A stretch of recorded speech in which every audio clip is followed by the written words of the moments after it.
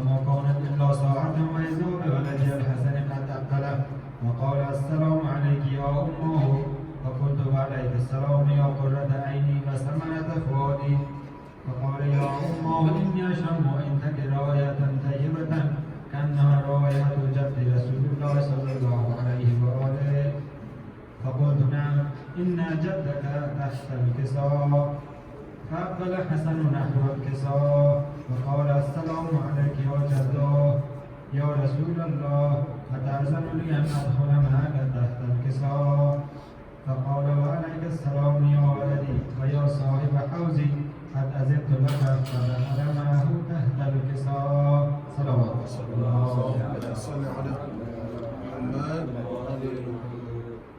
فما كان إلا ساعة وإذا بولدي الحسين قد أقبله وقال السلام عليك يا أمه فقلت وعليك السلام يا ولدي ويا قرة عيني وسمنة فؤادي فقال لي يا أمه إني أشم عندك رائحة طيبة كأنها رائحة جد رسول الله صلى الله عليه وآله فقلت نعم إن جدك وأخاك تحت الكساء فدنا الحسين نحو الكساء وقال السلام عليك يا جدوه السلام عليك ومن اختاره الله أتأذن لي أن أكون معكما تحت الكساء فقال وعليك السلام يا ولدي ويا شافع أمتي قد أذنت لك فدخل معهما تحت الكساء صلوات اللهم صل على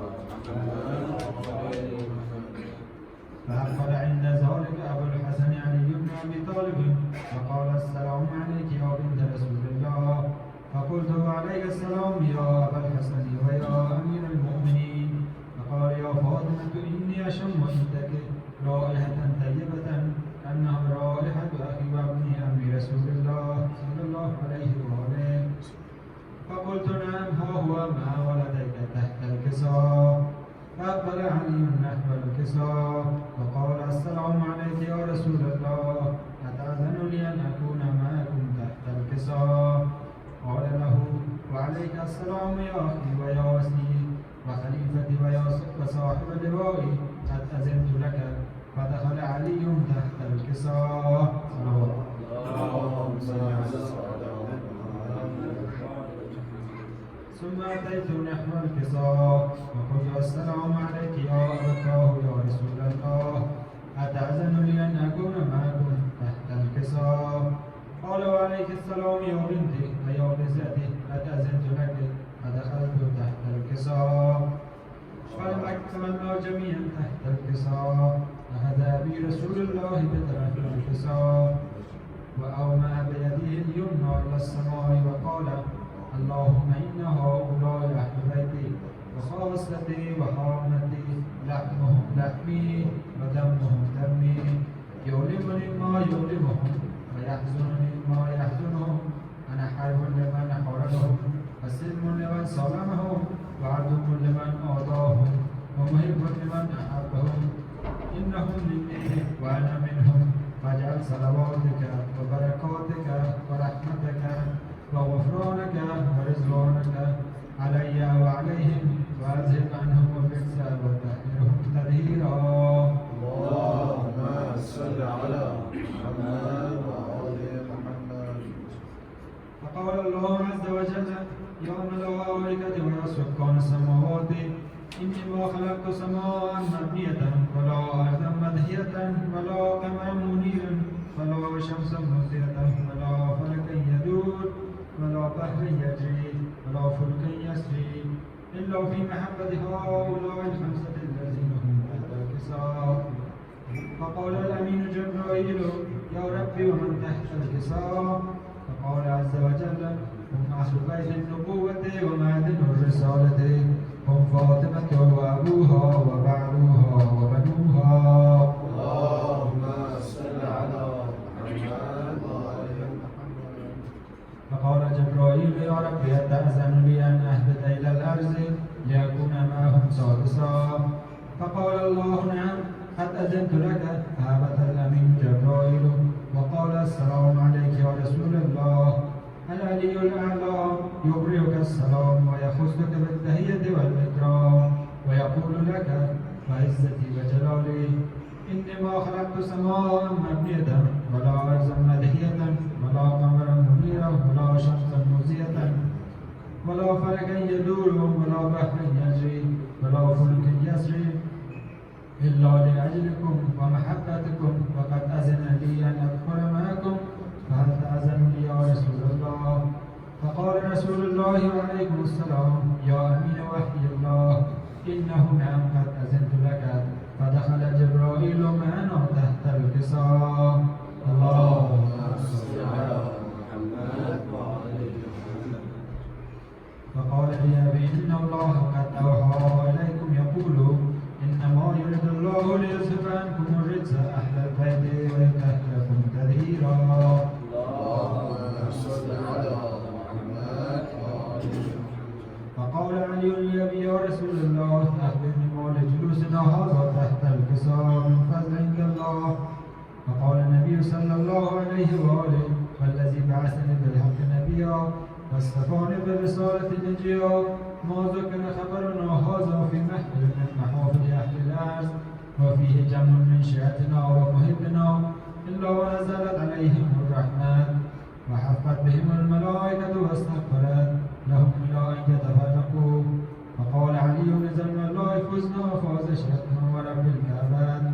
فقال النبي صلى الله عليه وآله ثانيا يا علي والذي بعثني بالحق نبيا فاستفاني بالرسالة نجيا ما ذكر خبرنا هذا في محفل من محافل أهل الأرض وفيه جمع من شيعتنا ومحبنا وفيهم محموم إلا وفرج الله همه ولا مغموم إلا وكشف الله كرمه ولا طالب حاجة إلا وقضى الله حاجته.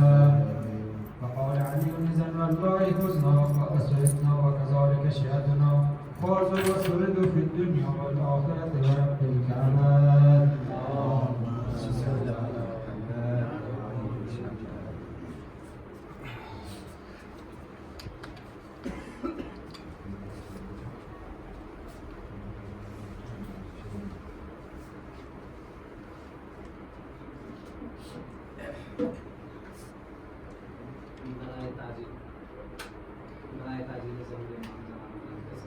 اللهم صل على محمد وعلى محمد.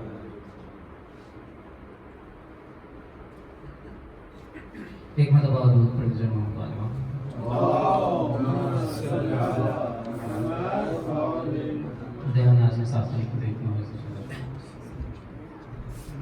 میرا وعدہ ہوا پورا نانا میرا وعدہ ہوا پورا میرا وعدہ ہوا پورا نانا میرا وعدہ ہوا پورا نانا دیکھو نواسا کہاں گیا نانا دیکھو نواسا کہاں گیا میں نے کربو بلا کو معلا کیا خون میرا آج خاکے شفا بن گیا میں نے بچپن کا وعدہ وفا کر دیا میرا وعدہ ہوا پورا نانا میرا وعدہ ہوا پورا میرا وعدہ ہوا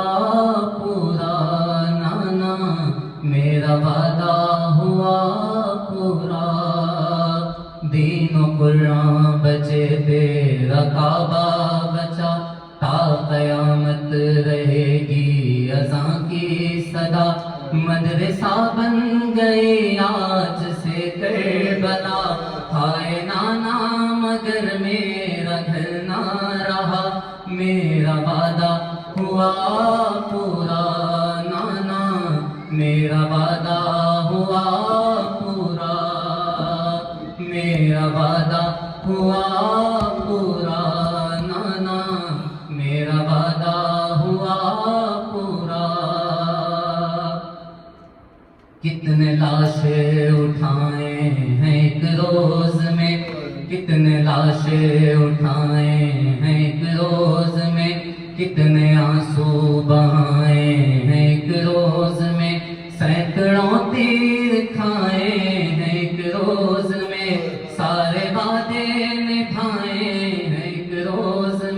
میرا وعدہ ہوا پورا نانا میرا وعدہ ہوا پورا میرا وعدہ ہوا پورا نانا میرا وعدہ ہوا پورا میرے نانا وہ دولہا وہ کم سن جوان میرے نانا وہ دولہا وہ کم سن جوان دشت میں ایسے روندا گیا علامہ اپنے بیٹے کو پہچان پائی نما اس کی دلہن نے خود توڑ دی چوڑیاں میرا وعدہ ہوا پورا نانا میرا وعدہ ہوا پورا میرا وعدہ ہوا پورا نانا میرا وعدہ ہوا پورا میرے نانا سکینہ کا غم دیکھیے عمر اتنی سی اتنے ستم دیکھیے جلتی ریتی پہ اس کے قدم دیکھیے کتنے مجبور ہیں آج ہم دیکھیے میرا وعدہ ہوا پورا میرا وعدہ ہوا پورا نانا میرا وعدہ ہوا پورا میرا گھر میرے بچے میری زندگی آپ کے دین پہ سب میں نے قربان کی میرے ماتھے پہ بوسہ دو اب آخری برسر نو کے نیزہ سواری چلی میرا وعدہ ہوا پورا نانا میرا وعدہ ہوا پورا میرا وعدہ ہوا پورا نانا میرا وعدہ ہوا پورا چکیاں پیسنے والی ماں کی قسم میری آغوش میں توڑا اکبر نے دم کیسے لاشیں جمع لایا سوئے حرم اپنے وعدے پہ سہتا رہا ہم پہ غم میرا وعدہ ہوا پورا نانا میرا وعدہ ہوا پورا بھائی 32 برسوں سے جو ساتھ تھا میں نے وعدہ نبھانے میں وہ کھو دیا کھا گئی اس کے شانوں کو یہ القما وہ گیا اور دلتے کمر دے گیا میرا وعدہ ہوا پورا نانا میرا وعدہ ہوا پورا ہاں وہ اصغر جو صغرا کی تھی زندگی جس کی خاطر وہ معصوم بچی میری ننھے ننھے سے کلتے جو سیتی رہی اس کا خون اپنے چہرے پہ مل کے ابھی میرا وعدہ ہوا پورا نانا میرا وعدہ ہوا پورا شام ریحان و سرور جو ڈھلنے لگی شام ریحان و سرور جو ڈھلنے لگی سر سے شبیر کے یہ صدا آتی تھی اے بہن اب یہاں سے قیادت تیری میرے وعدے کی خاطر ضروری ہوئی میرا وعدہ ہوا پورا نانا میرا وعدہ ہوا پورا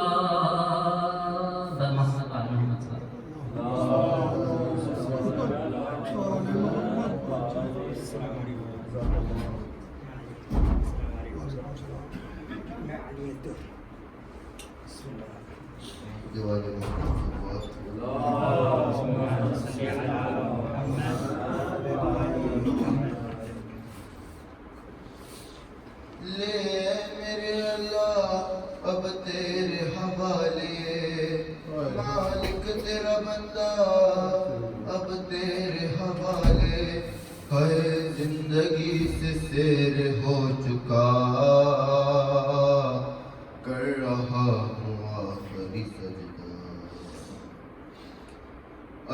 کی سنتا ہوں صدائے اذان، آخری دینا ہے مجھے امتحان، چاروں طرف تیر و سنا برچھیاں، ہے یہ میرے قتل کی تیاریاں، لے اے میرے اللہ اب تیرے حوالے، مالک تیرا بندہ اب تیرے حوالے، ہے زندگی سے سیر ہو چکا، کر رہا ہوا آخری سجدہ، جانتے ہیں کس کا نواسا ہوں میں، جانتے ہیں کس لیے آیا ہوں میں، تیرا ہی پیغام سناتا ہوں میں، پھر بھی ستم کا ہی نشانہ ہوں میں، لے میرے اللہ اب تیرے حوالے، مالک تیرا بندہ اب تیرے حوالے، ہے زندگی سے سیر ہو چکا، کر رہا ہوں آخری سجدہ، جیسے ہی سر خواب پہ شہ نے رکھا، شمر نئی شاہ کی جانب بڑھا، لرزی زمین خون برسنے لگا، آخری شبیر کی گونجی صدا، لے میرے اللہ اب تیرے حوالے، مالک تیرا بندہ اب تیرے حوالے، ہے زندگی سے سیر ہو چکا، کر رہا ہوں آخری سجدہ، خیموں میں کوہرام ہے میرے خدا، بیٹیوں بہنوں میں ہے ماتم بپا،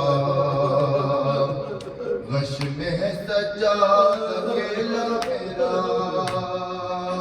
بعد میرے ان کا ہے تو آسرا، لے میرے اللہ اب تیرے حوالے، مالک تیرا بندہ اب تیرے حوالے، ہے زندگی سے سیر ہو چکا، کر رہا ہوں آخری سجدہ، لو دم آخر چلی آئی ہے ماں، ساتھ میں آئے ہیں میرے بابا جان، بھائی حسن خاک پہ گریا کنا، دیکھتے ہیں نانا میرا امتحان، لے میرے اللہ اب تیرے حوالے، مالک تیرا بندہ اب تیرے حوالے، ہے زندگی سے سیر ہو چکا، کر رہا ہوں آخری سجدہ، کر رہا ہوں آخری سجدہ، محمد والے محمد صلی اللہ علیہ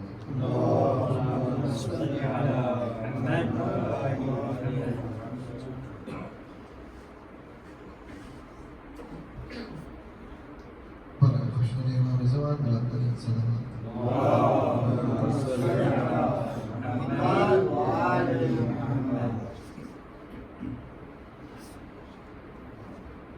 چچا میں آپ کی تربت بنانے آیا ہوں،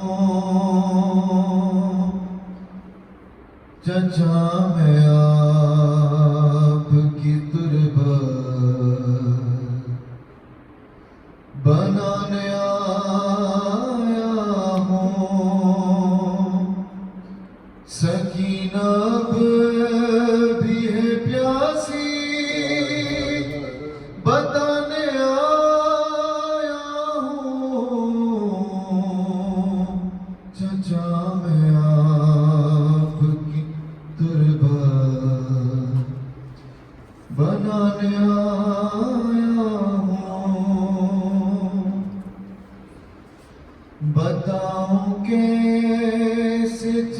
کیا کیا گزر گئی ہم پر، ہر ایک شہر میں مارے گئے ہمیں پتھر، تھی مائیں بھوپیا میرے ساتھ اے علی کے پسر، یہ سارے ظلم کے قصے سنانے آیا ہوں، چچا میں آپ کی تربت بنانے آیا ہوں، ہے 3 روز سے لاشیں بے دھوپ کا سایہ، یہ حال دیکھ کے روتا ہے خون دل میرا، غریب ہوں میں کفن تم کو دے نہیں سکتا، تمہاری لاش کے ٹکڑے اٹھانے آیا ہوں، تمہارے سامنے آتی ہے شرم کہتے ہوئے، یہ بات کرتا بھلا کیسے سامنے ان کے، ابھی ہے دور یہاں سے بنی اسد والے، ہے بھوپی کی چل گئی چادر بتانے آیا ہوں، چچا میں آپ کی تربت بنانے آیا ہوں، بارے دیکھو اس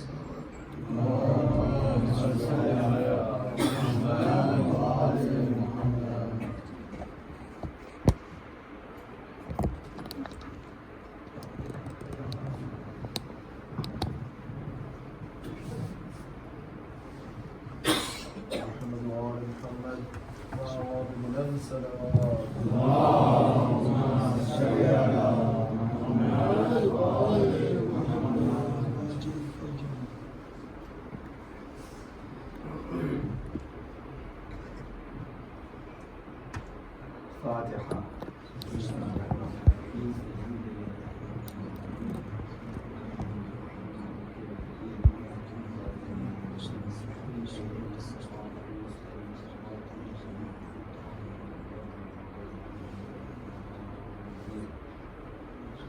لا حول ولا قوة إلا بالله العلي العظيم.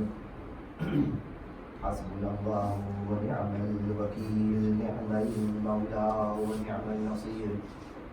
أعوذ بالله السميع العليم من الشيطان اللعين الرجيم. بسم الله الرحمن الرحيم. الحمد لله رب العالمين، الصلاة والسلام والتحية والإكرام على البشير النذير السراج المنير، سيدنا ونبينا وشفيع المذنبين، الذي سمي في السماء بأحمد وفي الأرضين بأبي القاسم المصطفى محمد. اللهم صل على محمد وآل محمد وعلى أهل بيته الطيبين الطاهرين المعصومين المظلومين، ولا سيما بقية الله في الأرضين، واللعنة الدائمة على أعدائهم أجمعين ومن الآن إلى قيام يوم الدين. أما بعد، فقد قال أبو عبد الله الحسين عليه السلام: إني لا أعلم أصحابا أوفى ولا خير من أصحابي صلوات محمد وآل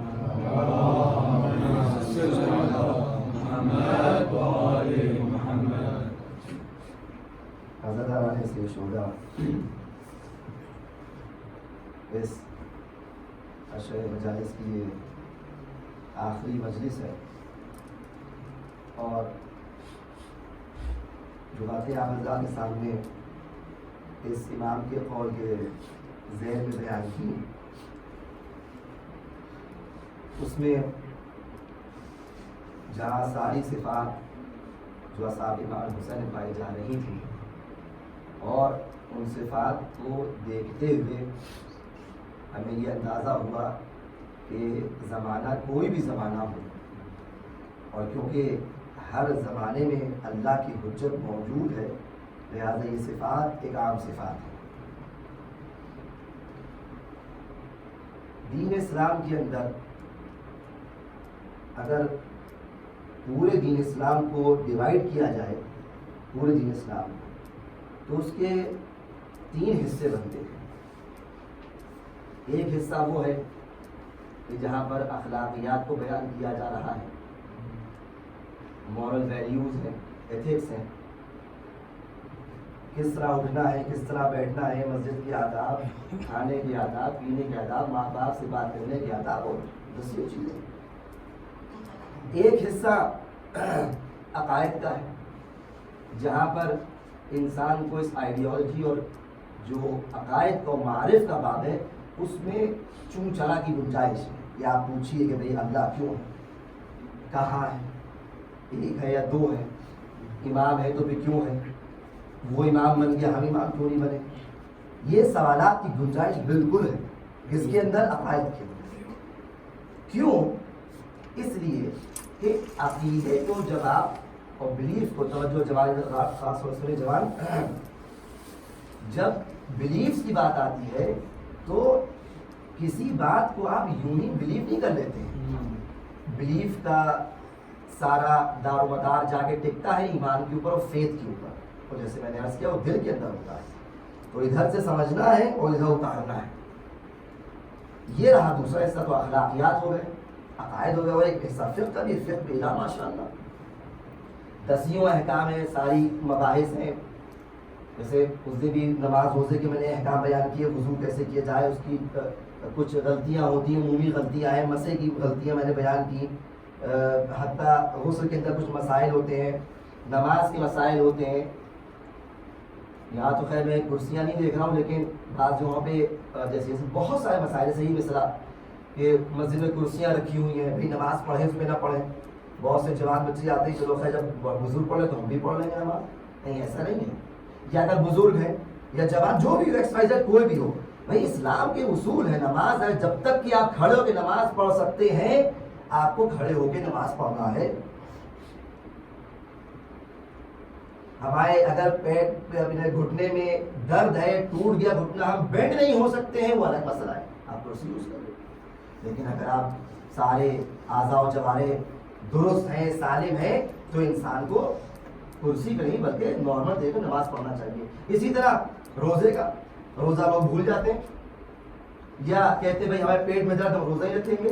تو یہ جو چھوٹے چھوٹے مسائل ہیں فقہ کے اندر ہوں یا عقائد کے اندر ہوں یا اخلاق کے اندر ہوں, یہ دیکھنے میں چھوٹے ہیں, لیکن جو میری دوسری یا تیسری تقریر تھی وہاں پہ ذرا آئیے. میں نے کیا کہا تھا, دین اسلام جو دین ہے وہ اس وقت سے شروع ہوا وہ قیامت تک پورا کھنچ کے جائے گا. لہٰذا کوئی بھی چیز چھوٹی نہیں ہے. جس کے اندر جمعے والی بات کی سنت بھی آ گئی ہے. یہ ساری باتیں اپنے اذہان عالیہ میں رکھیے گا. خوب آج آخری گفتگو میں ایک بات ہم بیان کر دیں. دیکھیے اصحاب جو ہر دور میں گزرے ان کا علم کا فرق تھا. ہر انسان معرفت رکھتا تھا رسول خدا کون ہے, علی مرتضیٰ کون ہے, امام حسن کون ہے, امام حسین کون ہے, لیکن علم میں فرق تھا, زمین آسمان کا فرق تھا. اس لیے قرآن مجید میں دیکھیے آیت کیا کہ وَفَوْقَ كُلِّ ذِي عِلْمٍ عَلِيمٍ, اتنی پیاری آیت ہے. وَفَوْقَ ذِي كُلِّ عِلْمٍ عَلِيمٍ, ہر عالم کے اوپر ایک عالم ہے, اس عالم کے اوپر ایک عالم ہے, اس کے اوپر ایک عالم ہے. آپ جتنے بھی علامہ دہر کیوں نہ ہو, لیکن آپ کے اوپر بھی ایک عالم ہے. جتنے بھی کمالات ہیں پرفیکشن سے درجات ہو یا درکات والی بات سب میں گریڈز ہیں. انسان و جنات و خلقی سے کیا گیا ہے کہ انسان اللہ کی عبادت کرے. وما خلقت الجن والانس الا ليعبدون. سوال جوانوں ہمیں آپ کو عبادت کے لیے خلق کیا گیا ہے تو چلیے ٹھیک عبادت کر تو نہیں ہے اب کیا کرنا ہے؟ عبادت کے بعد اب کرنا کیا ہے؟ یہ خود ایک بہت بڑا سوال ہے. ہم نے اللہ کے جو قرآن کی کلام پڑھا تو دیکھا اس پہ لکھا ہے کہ اللہ نے جناتوں کو انسانوں کو خلق کیا ہے کس لیے؟ عبادت کے لیے. زور نہ دوں تاکہ مسائل تک وہی آواز چل سکے. صلوات پڑھیں محمد والے محمد.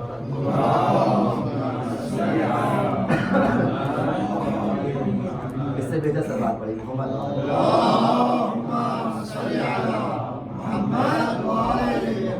تو ہم لوگوں نے عبادت کر لی، حج کر لیا، روزہ رکھ لیا، یہ نمازیں پڑھ لی، عزاداری ہو گئی، تو کیا مقصد حیات مکمل ہو گیا؟ جو گول آف لائف تھا کہ وما خلقت الجن والانس الا لیعبدون، تو کیا ختم ہو گیا؟ نہیں. ایک اور آئے فاعبد ربک، اللہ کی، اپنے رب کی، اپنے نرچرر کی، اپنے پالنے والی کی عبادت کرو. کیوں؟ حتی یأتیک الیقین، تاکہ یقین تک پہنچ جاؤ. یعنی انسان کو خلق کیا گیا ہے، عبادت راستہ ہے، طریق ہے، گمراہ نہیں ہوگے. بتوں کی، درختوں کی ادھر ادھر عبادت نہیں کرو گے. راستہ اللہ ہے لیکن اس عبادت کا مقصد معرفت ہے، یقین تک پہنچنا ہے. دعائے قبیل میں کیا پڑھتے ہیں؟ وَبِالْيَقِينِ أَقْطَعْ، ہے نہیں ہے. قطع کہتے ہیں کمپلیٹ 100% کسی بات کو آپ کو فیت ہو جا سکتے ہیں. قطع، آپ اس کا قطع ہے کہ میں بیٹھا ہوں آپ کے سامنے، مجھے اس کا قطع ہے کہ آپ سے ماشاءاللہ سن رہے ہیں انشاءاللہ. قطع مجھے یقین ہے. لیکن اس قطع تک اور اس 100% اطمینان تک اور یقین تک پہنچنے کا ذریعہ بھی یہی یقین ہے. تو الفاظ کا کھیل ہے. کہیں پہ یقین بے معنی 100% ہوتا ہے اور کہیں یقین بے معنی 1 بھی ہوتا ہے، 90% 95%. اللہ کل جہاں. تو کہنے کا مقصد یہ ظالم گرامی کہ علم پہ اگر انسان آ رہا ہے تو علم کے درجات ہیں. آپ جو اتنی سالوں سے مجلس سے سن رہے ہیں، جو ممبر سجایا جاتا ہے، فرش بجتی ہے، تو یہ جو ممبر سے معالم بیان ہوتے ہیں اور امام رضا فرما رہے کہ ہمارے علوم کو سیکھو، یہ کوئی رکنے والا سلسلہ نہیں ہے. مسلسل آپ کو سیکھنا ہے، بالکل ہدایت کی طرح. روز ہم کہتے ہیں اہدنا الصراط المستقیم. پالنے والے ہم تو ہدایت یافتہ ہو چکے ہیں، ہم تو صراط مستقیم پہ ہیں، ہم تو شیعہ علی ہیں، تو کیا بس ختم ہو گیا؟ نہیں، روز بروز ترقی کرنا ہے. امام فرماتے ہیں ملعون ہے وہ شخص کہ جس کا آج اور کل کوئی فرق نہ ہو، یا بعض میں ملتا ہے کہ جس کا آج کل سے بدتر ہو. کوئی سیکھا ہی نہیں، ہم نے کوئی چیز نہیں سیکھی، پرفیکشن تک ہم نہیں پہنچے. لہذا جوان خاص ہو اس پہ غور کریں کہ ہر دن کچھ نہ کچھ سیکھیے، کچھ حاصل کیجئے. اس پہ درجات ہیں. اچھا، یہ جو علم کا سلسلہ ہے، توجہ کیجیے، یہ جو علم کا سلسلہ ہے اس میں بہرحال ایک بحث حجیت کی آتی ہے. اللہ کی حجت سنائے نا، اللہ حجت، یہ اللہ کی حجت. آپ مولانا بلاتے ہیں حجت الاسلام المسلمین ہیں، یہ سب الفاظ ہیں حجت اسلام. اچھا، ایک مولانا بھی حجت الاسلام بن گیا اور آپ باقاعدہ زیادہ پڑھ رہے ہیں کہ امام زمان کہتے ہیں حجت اللہ. تو یہ کوئی فرق ہے نہیں ہے، الفاظ وہی ہیں لیکن فرق وہی درجات کا ہے. بہت فرق ہو گیا. آپ دیکھیے کہ جناب موسیٰ جناب خضر، اس وقت جو علماء نے بیان کیا، بہرحال اس میں اختلافات بہت ہیں لیکن علماء نے بیان کیا ہے ایک چیز ہے کہ اس وقت 4 نبی زندہ ہیں. تو بتائیے آپ کو 4 نبی زندہ ہیں. 2 نبی تو آسمان پہ ہیں اور 2 نبی زمین پر ہیں. 2 نبی جو آسمان پہ کون ہیں؟ ایک جناب عیسیٰ علیہ نبینا و آلہ علیہ السلام. اسی طرح ایک نبی ہے جناب ادریس، وہ بھی آسمان پر ہے. 2 نبی جو زمین پر زندہ ہیں، ایک جناب خضر ہے اور ایک جناب الیاس ہے. اب ہمارا لوگوں میں بحث ہے کہ الیاس وہی خضر ہے، خضر وہی الیاس ہے، وہ کہتے ہیں الگ. اس سے بحث نہیں، بہرحال مشہور یہی ہے. اچھا، یہ جو انبیاء ہیں جو زندہ ہیں، تو آپ دیکھیے قرآن مجید میں جناب موسیٰ اور جناب خضر کا واقعہ بڑی اس میں عبرت ہے، بہت عبرت ہے. اس کے اندر ایسی باتیں اور ایسے اسرار ہیں کہ حتیٰ امام زمانہ کی غیبت کی کچھ راز بھی اس کا پوشیدہ ہیں. اب آپ غور کی توجہ سنیے، میری بات بہت غور سنیے گا. بھائی اللہ کا نبی ہے، اولوالعزم پیغمبر ہے، بنی اسرائیل کے بڑے نبی ہے، صاحب شریعت ہے. وہی نازل ہوئی کہ موسیٰ بتاؤ کہ اس زمانے میں سب سے بڑا عالم کون ہے. اب دیکھیے ہم لوگوں کو معلوم ہو گیا، قرآن نے کہہ دیا وہ فوق کل ذی علم علیم، ہر صاحب علم کے اوپر ایک عالم ہے. اب جب ہم موسیٰ سے پوچھا کہ سب سے بڑا عالم کون، تو کہا میں ہوں. کیوں؟ کیونکہ میں اللہ کا نبی ہوں، میں صاحب شریعت ہوں. ادھر یہ جملہ کہا اللہ کی وحی نازل ہوئی، اے موسیٰ تمہیں ضروری ہے کہ میرے بندوں میں سے بندے کو ڈھونڈو اور اس سے کچھ جا کے سیکھو. عجیب. جناب موسیٰ علیہ نبی علیہ السلام وہ کہتے پروردگار کیا مجھ سے بڑھ کر بھی کوئی ہے؟ کہاں ہے؟ مجمع البحرین ملے گا. خیر اللہ کا حکم آیا، چلے اپنے جانشین وسیع کو لیا. بارہ اس میں کہ جانشین کون تھے، ان کے بھانجے تھے، بھتیجے تھے، کون تھے، اس کو چھوڑتے ہوئے بہرحال جناب یوشع بن نون کے بارے میں ہے کہ ان کو جانشین وسیع اس کو غلام کہا گیا. خیر قرآن کی آیت ہے کہ فوجدا عبدا من عبادنا، ان دونوں نے موسیٰ اور یوشع دونوں نے دیکھا میرے اس بندے کو، یعنی وہاں پہ ملاقات ہو گئی. کون سے؟ عبد سے. یہ کون ہے؟ اللہ کے نبی ہیں. اور اس میں بھی اختلاف ہے کہ اللہ کے بندے ہیں، نبی ہیں، اس کو چھوڑ دیں گے. تو قرآن مجید یہ کہہ رہا ہے کہ فوجدا عبدا من عبادنا آتیناہ رحمتا من عندنا وعلمناہ من لدنا علما، کہ ان دونوں نے میرے ایک بندے کو دیکھا، میرے بندوں میں سے ایک بندے کو، ایک سلیو کو دیکھا. وہ کون جناب خضر؟ کیا اس میں خاص بات تھی اس بندے میں؟ آتیناہ رحمتا من عندنا، میں نے اس بندے کو رحمت عطا کی. وعلمناہ من لدنا علما، اور ہم نے اس کو اپنی طرف سے علم عطا کیا ہے. من لدنا، اس کو علم لدنی کہتے ہیں. یعنی یہ علم وہ نہیں ہے جو سیکھ کے آئے، یہ علم وہ نہیں ہے کہ آپ نے کتابوں پڑھ لیا، بلکہ یہ اللہ کی طرف سے عطا ہوتا ہے تو علم آتا ہے. اور اس قرآن کی آیت کا انداز دیکھیے کہ وَفَوَجَدَا عَبْدًا مِّنْ عِبَادِنَا فَآتَيْنَاهُ حِكْمَةً رَحْمَةً اور پھر علمًا. اس کا مطلب یہ ہے کہ آپ کو اگر رحمت چاہیے ہے، اگر آپ کو علم لدنی چاہیے تو پہلے اللہ کا بندہ بننا پڑے گا، تب آپ کو یہ چیزیں ملیں گی. ایک ساتھ بات پڑھے محمد و آل محمد پر.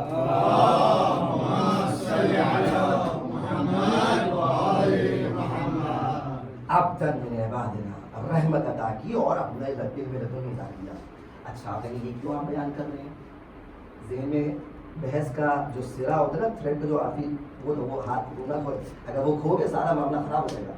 بحث حجت کی چلی، حجت تو بہار کی اللہ کی حجت ہے، نبی خدا، اولوالعزم پیغمبر، صاحب شریعت، کوئی معمولی شخص ہے. معجزات میں صرف چاہوں اگر یہ بات واضح تو میں وہ چیزیں جو میں پہنچانا چاہوں گا آپ تک پہنچ نہیں پائے گی، اس لیے اس میں دوبارہ کہہ رہا ہوں. معجزات جناب مجھ سے سوچیے، وہ سارا قصہ جو میں نے تم والا یہ سب سوچیے، اور من و سلوا اور دسیوں چیزیں آپ سوچتے رہیے جو آپ کے ذہن میں ہے. یہ ہے جناب موسیٰ جو حجت خدا ہے. ٹھیک ہے، میں بولوں گا تو پھر بحث ختم نہیں ہو پائے گی، چلی جائے گی.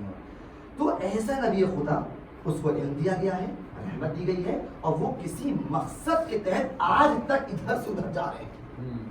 سوال جوانوں، یہ اللہ کی حجت کھو گئی ہے کیا دنیا میں؟ یہ کیوں یا اللہ، یہ کیا ہے؟ یہ کیا ہے؟ یہ نبی وہ جناب موسیٰ کتنے پرانا نبی. اچھا جناب عیسیٰ کی ولادت کتنے سال ہو گئے؟ 2026 ہیں، اور اس سے پہلے کے نبی ہیں. اور اس وقت ملاقات ہوئی، بچے نہیں تھے جو ملاقات ہوئی، بڑے تھے.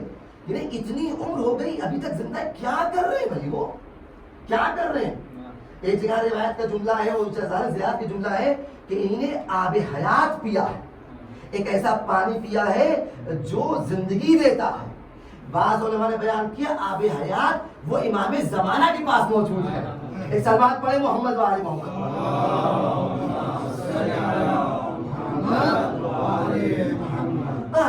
حجت خدا ہے. اللہ کتنی بڑی حجت ہے. یہ کیا کر رہے ہیں؟ یہ بھی اللہ کی حجت, وہ بھی اللہ کی حجت. اب دونوں حجتوں میں کیا کوئی کلیش ہے؟ ہمارے ساتھ رہیے گا کیونکہ ہم زیادہ اس کو کھولیں نہیں, بس ایک اشارہ تھا جو وقت ہمارے پاس ہے اس میں ہم چاہ رہے ایک میسج پہنچ جائے. نبی خدا اللہ کی حجت, جناب خضر اللہ کی حجت, وہ حجت خدا نبی ہے, اس کے اوپر وحی نازل ہو رہی ہے, شریعت ملی ہے, کمانڈمنٹس مل رہے ہیں, جبرائیل آ رہے ہیں. یہ جو حجت ہے اس کے ساتھ کیا ہے؟ اس کے ساتھ ظاہر ابھی کوئی وحی نازل نہیں ہو رہی. اس کے پاس بھی علم ہے, ان کے پاس بھی علم ہے, لیکن کیونکہ یہ دونوں اللہ کی حجتیں ہیں, ہر حجت کا الگ الگ کام ہوتا ہے. ہر حجت اپنی اپنی ذمہ داری پوری کرتی ہے, اور ضروری نہیں ہے کہ ساری حجتیں ایک ہی لیول کی ہوں. تلک الرسل فضلنا بعضهم على بعض. یہ سب کے سب رسول ہیں. ہم نے بعض رسولوں کو بعض رسول فضیلت دی ہے زمانے کے حساب سے. جیسا زمانہ ویسی حجیت, جیسا زمانہ ویسی ذمہ داری, جیسا زمانہ ویسے معجزات. آپ غور کر رہے ہیں؟ وہی ان کے پاس بھی آ رہی ہے, وہی ان کے پاس بھی آ رہی ہے. میں وہی کو ایک مثال دیتا ہوں جو میں استاد بیان کرتے ہیں. میں وہی مثال یہاں پر کرتا ہوں, اور میں سمجھتا ہوں کہ یہ مثال آپ نے لے لی نا, بہت آسان مثال ہے, تو آپ بھی بہت سے مباحث بعد میں رکھ سکتے ہیں. کہیں بھی سنیے کہ یہ کیسے وہ کیسے. مثلا جناب مریم کے پاس کیسے فرشتہ آ گیا, جناب موسیٰ کی جو والدہ تھی وہ کون سا کوئی خاص خاتون تھی, ان کو کیا کیسے وحی ہو رہی ہے. بھائی ہم تو اتنی مدرسے کہتے ہیں, ہمارے ٹائم کے فرشتے نے آ کے کچھ نہ بولا, غر نکالنے ان کو غیب کی آواز آ رہی ہے. اور کر رہے ہیں جتنی باتیں بیان کی ہیں. یہ سسٹم کیا ہے؟ وحی کی مثال سے مثال ہے, ایگزیکٹلی ویسا نہیں ہے. کبھی نہ سوچیے کہ میں اسے مثال دے رہا ہوں. مثال صرف ایک اونچے بلند ذہنوں سے بلند مفہوم کو نیچے لا کے سمجھانے کے لیے مثال ایگزامپل دیا ہے بس. اس میں آپ کہہ سکتے ہیں یوں سے یوں ہے, اس سے بحث نہیں, بس ایک سمجھانے کی بات کہہ رہا ہوں. دیکھیے وحی کی مثال بالکل ایک جیسے وائی فائی ہوتا ہے ویسی ہے. اب آپ کے پاس یہ موبائل ہے, اب آپ نے ہم کو ایک موبائل دیا ہے, اس پہ سب چیزیں اٹھا کے دیے, سم کارڈ لا کے دیا ہے. اس کے بعد وائی فائی کا الگ الگ حساب کتاب ہوتا ہے, ڈیوائس الگ الگ ہوتے ہیں. آپ کے پاس ڈیوائس ہے لیکن آپ نیٹ نہ خریدیے, تو کیا فائدہ ڈیوائس کا؟ آپ نے نیچری نیٹ خرید لیا لیکن خراب کمپنی کا لیا, چیپ لیا, وہ بھی فرق کرتا ہے. آپ نے بڑا اچھا نیٹ لیا لیکن سوئچ آن ہی نہیں کیا, تو ابھی تک آپ کا کام نہیں چلنے والا ہے. یعنی کئی چیزیں سے میٹر کرتی ہیں. بھائی آپ کا جو اس وقت جی بیز ہیں وہ مثلا 10 جی بی ہے, ان کی مطلب 20 جی بی ہے, اور پلس جو گورنمنٹ ہوتی ہے یہ بھی بارہ پتہ ہی ہوگا آپ لوگوں جوانوں خاص طور سے, کہ جو پبلک کو نیٹ دیا جاتا ہے وہ اتنا پاورفل نہیں ہوتا ہے, ہوتا ہے لمیٹڈ ہوتا ہے, اس میں بھی نگرانی ہوتی ہے.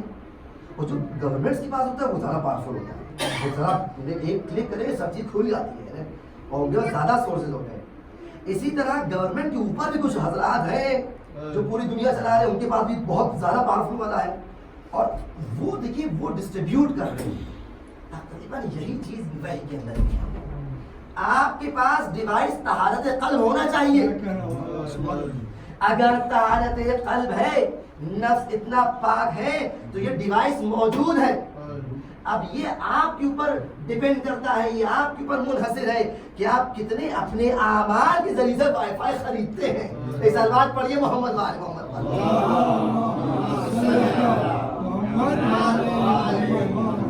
اس کے علاوہ علم کا بھی اس میں بہت کردار ہے, علم کا. اب جب نبی موسیٰ کو ان کے علم کے بنا پر یہ وائی فائی ملا, تو وہ کوئی خاص شریعت کے حساب سے وائی فائی تھا کہ تمہارا یہ کام ہے, تمہیں نارمل کام کرنا, اتنا وائی فائی کافی ہے, مثلا یہ شریعت کافی ہے. لیکن جناب خضر, ہاں جناب خضر وہ ان کے زمانے کا نبی ہے, لیکن ان کے پاس جو وحی تھی، ان کے پاس جو علم تھا، وہ اس شریعت کے علم سے کچھ اونچا والا تھا کہ وہ تابع موسیٰ کے نہیں تھے، ورنہ موسیٰ ان کے پاس سیکھنے میں آتے۔ اس بات پڑھی محمد والے محمد۔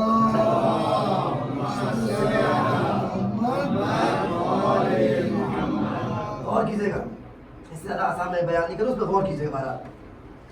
اب جناب خضر کے پاس جو آیا، اچھا قرآن نے کیا کہا اسی آیت میں کہ جب یہ ارشاد ہو گیا تو قالا، جناب موسیٰ نے کہا، قال جناب موسیٰ نے کہا کہ حل اتبعک، حل اتباع، ٹھیک ہے، حل اتبعک علی ان تعلمنی مما علمت رشدا، اے اللہ کے بندے، اے خضر، کیا آپ کی میں اتباع کروں؟ اتباع کا معنی کیا تھا؟ فالو، نفس سے قدم پہ آگے آگے چلوں، کیا میں آگے پیچھے پیچھے چلوں؟ اولوالعزم پیغمبر جناب موسیٰ کی انکساری دیکھیے، کتنا ڈاؤن ٹو ارتھ ہے، کتنا اللہ کے حکم کے فرما بردار ہے کہ جب ادھر سے حکم آیا، جب وحی نازل ہوئی، جب میسج پہنچا تو تابع ہیں اس وحی کے، لہذا اب یہ غرور نہیں ہے کہ میں اولوالعزم پیغمبر ہوں، نہ، سارا غرور اسی حکم میں ختم ہو گیا کہ تمہیں کسی کے پاس جانا ہے۔ پہنچے، حل اتبعک علی ان تعلمنی مما علمت رشدا، اے موسیٰ، اے خضر، کیا آپ مجھے اجازت دیتے ہیں کہ میں آپ کی اتباع کروں، اس علم میں اتباع کروں؟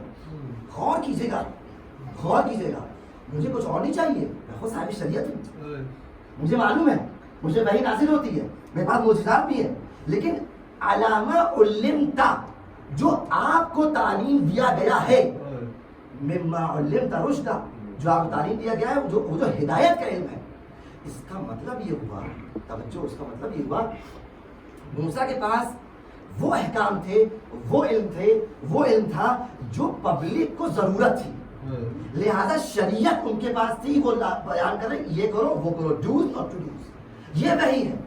اس سے اونچی وحی ان کے پاس تھی کہ مما علمت رشدا، مجھے وہ علم عطا کریے جو گائیڈنس کا علم ہے، یعنی وہ علم خضر کے پاس تھا جو موسیٰ کے پاس نہیں تھا، وہ علم ہدایت کا تھا، ہدایت کا علم تھا، غور کیجیے گا، اور یہی علم کا کمپلیٹ فارم جو تھا وہ رسول اللہ کے پاس تھا، کیونکہ رسول اللہ کو جو کتاب ان کو ملی قرآن مجید وہ ہدی للمتقین ہے، وہ قیامت تک کی کتاب ہے، تو قیامت تک جتنے بھی انسان آنے والے ہیں ان کو ہدایت اگر چاہیے تو قرآن سے ملے گی، قرآن کے استاد رسول خدا ہے۔ ایک سلوات پڑھیں محمد وآل محمد۔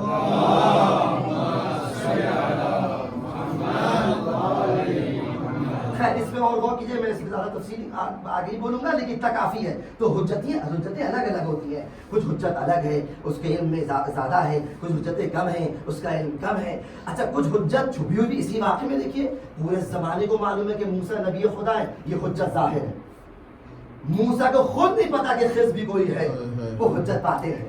تو ضروری نہیں ہے کہ اللہ کی ہر حجت آپ دیکھ لیجئے، غیبت سمجھ آئی آپ کی؟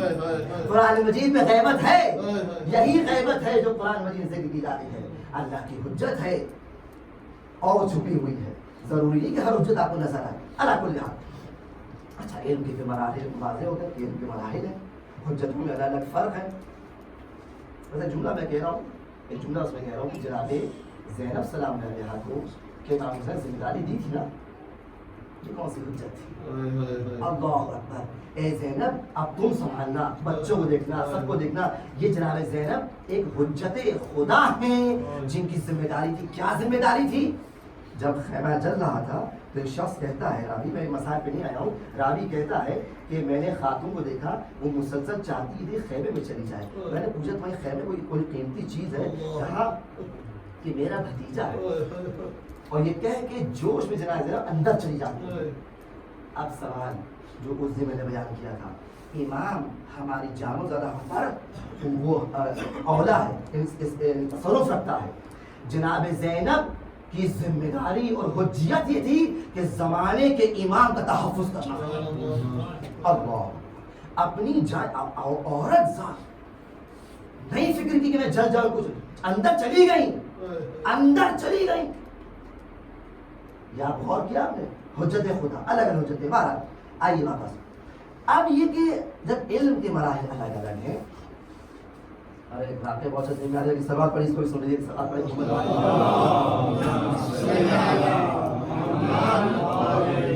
دیکھیے جو ہم نے آپ سے عرض کیا کہ امام علیہ السلام مسلسل کوفے فرما رہے، ہم سے سوال کرو، ہم سے پوچھو، ہم تو بتائیں گے.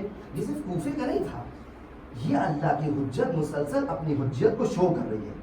نادی علیاً مظہر العجائب، یہی مظہر العجائب. کیا پہلے مظہر نہیں تھے؟ تو پھر ہمیں کیوں سمجھ نہیں آیا؟ اصحابی کیوں سمجھ نہیں آیا؟ اس کے لیے عقل چاہیے. انسان اپنی عقل کا استعمال کرے. دیکھنے میں چیزیں بہت سی آتی ہیں، غور و خوض چاہیے. افلا یتدبرون فی القرآن افلا ينظرون الى الابل کیف خلقت. یا تم یہ آسمان ہی دیکھتے، یہ اونٹ، یہ سب کیوں خدا کہہ رہا؟ غور کرے انسان. بھائی عقل دی اللہ ہے. خانے کا پہلے عرض کہ خانے کعبہ سے لے تو کتب آسمانی کی تلاوت کر رہے ہیں. یہ حجت چھپی ہوئی تھی، یہاں اب ظاہر ہوئی ہے. اب ظہور ایسا ہوا کہ منبر پہ مسلسل صدونی قبل ان تفقدونی. اچھا مدینے کے باہر جب کوفے کے باہر نکلے اور امام مومن خانہ کعبہ کے پاس روایت کہتی ہے کہ مسجد الحرام کیا ہے؟ مسجد الحرام ایک تو مسجد نبوی ہے جو مدینے میں گرین گنبد جو ہمارے سنی بھائی پڑھتے ہیں، ہری بازار اور ہرا گنبد، وہ مسجد الحرام وہی خانہ کعبہ کی مسجد ہے. اس کی بڑی فضیلت وہاں امیر مومنین ہے. روایت کہتی ہے کہ مولا تشریف فرمائے، امام حسن مجتبی فرمائے، کچھ اصحاب بھی ہیں، اور ایک شخص آتا ہے اور یہ شخص آ کے سلام کرتا ہے مولا کو اور کہتا ہے، اصحاب سب بیٹھے ہوئے ہیں، کہتا ہے کہ اے امیر مومنین 3 سوال میرے پاس ہیں، آپ جواب دے سکتے ہیں؟ کہا ہاں پوچھو. کہا اور اگر آپ نے جواب دے دیا تو آپ برحق ہیں، ورنہ نہیں ہے. آپ دیکھیے یہ انداز کتنی بار میں نقل کر چکا ہوں. یہ کیوں ہے؟ لوگوں سنانے کے لیے کہ اگر یہ جواب دے رہے ہیں تو یہی برحق ہے، اگر نہیں دے پا رہے ہیں تو برحق نہیں ہے. تو تاریخ میں آگے دیکھ لیے کس نے کہا کہ لولا علی لہلک عمر. تو پھر دنیا کیوں پریشان ہے، کیوں ادھر ادھر بھٹک رہی ہے، در اہل بیت پہ کیوں نہیں آ رہی ہے؟ خیر شخص نے کہا کہ ہمارے 3 سوال ہیں، آپ جواب دیجیے گا. ہاں ٹھیک ہے. کیا سوال ہے؟ کا پہلا سوال یہ ہے کہ اے ابھی مومن بتائیے کہ جب انسان سوتا ہے تو روحیں کہاں جاتی ہیں؟ روحیں کہاں چلی جاتی جب انسان سوتا ہے؟ دوسرا سوال یہ ہے کہ جب انسان کچھ نہ کچھ یاد کرتا ہے پھر ایک دم سے بھول جاتا ہے. یہ بھول کیوں جاتا ہے اور پھر اس کو بھی یاد کیوں آ جاتا ہے؟ تیسرا سوال میں نہیں بیان کروں گا، پتہ اس کا جواب. تو یہ 2 سوال امام حسن مجتبی نے، امام امیر مومنین نے امام حسن مجتبی سے کہا کہ بیٹا حسن ان کے سوال کا جواب دیجیے. امام حسن مجتبی نے کہا کہ دیکھو تمہارا جو پہلا سوال ہے کہ جب انسان سوتا ہے روحیں کہاں جاتی ہیں، تو سنو جب انسان سوتا ہے تو روحیں اپنے بدن کو چھوڑتی ہیں. ایک حصہ بدن سے کنیکٹڈ رہتا ہے، متعلق ہوتا ہے، اور دوسرا حصہ ہوا میں لٹک رہا ہوتا ہے اور ہوا کے ذریعے سے سیر کرتا ہے. اگر اللہ کی مرضی ہوتی ہے اور وہ بیدار ہونا چاہتا ہے، اللہ کی مرضی بھی ہوتی ہے تو روح اس کے بدن میں واپس چلی جاتی ہے، وہ زندہ ہوتا ہے. اور اگر مرضی نہ ہو تو پھر وہ قیامت دن اٹھتا ہے. اچھا دوسرے سوال کا جواب کیا ہے؟ جواب یہ ہے انسان کا نفس اور ذہن ایک ظرف کی طرح ہے، اور اس ظرف کے اوپر ایک گرد و غبار رہتی ہے، اور اس گرد و غبار کو چھپانے کے لیے اس پہ کور ہے، کور ڈھکنا، کیپ کور ہے. ٹھیک ہے، وہ کور کیا ہے کہ امام حسن مجتبی فرماتے ہیں کہ وہ کور ہم اہل بیت یعنی محمد و آل محمد کا مکمل صلوات ہے کہ جب ایک صلوات اس سے بہتر صلوات پڑھی محمد و آل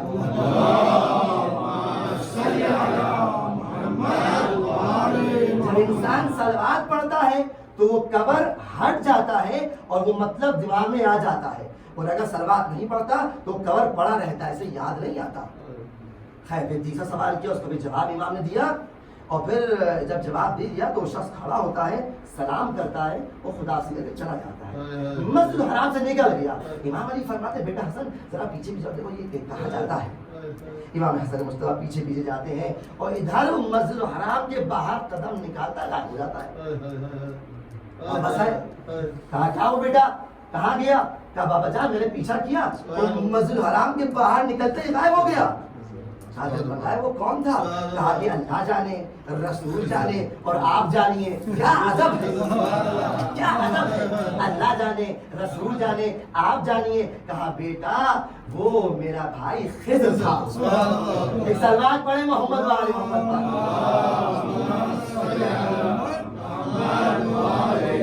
بس احمد واقعی خلاصہ کر دوں, آپ دیکھیے کہ حجتیں کتنی الگ الگ ہیں. ایک موسیٰ حجت ہے اور الزم پیغمبر ہے, وہ خود ایک ایسے نبی کے پاس جو کہ اللہ کا بندہ ہے اس کے پاس آ رہا ہے, اس کا وائی فائی الگ ہے, اس کی ذمہ داریاں الگ ہیں. وہ ظاہر دیکھ کے کام نہیں کرتا, وہ ایک اصل واقعیت کو دیکھ کے کام کرتا ہے کہ بچہ ہے ابھی اس کا گردن اڑا دے, کشتی میں سوراخ کر دیا, دیوار ٹوٹ رہی تھی میں نے بنا دی.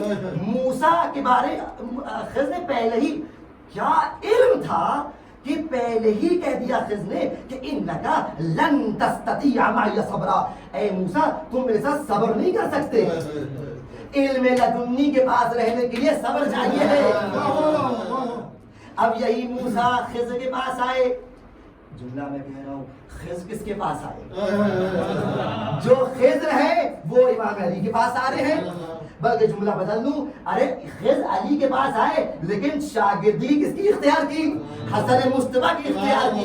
حسن مصطفیٰ کون ہے کہ روایت میں ملتا ہے کہ حسن مصطفیٰ کانا یطالع لوح المحفوظ فی مہدہ, اپنے گہوارے میں لوح محفوظ کا مطالعہ کرتے تھے.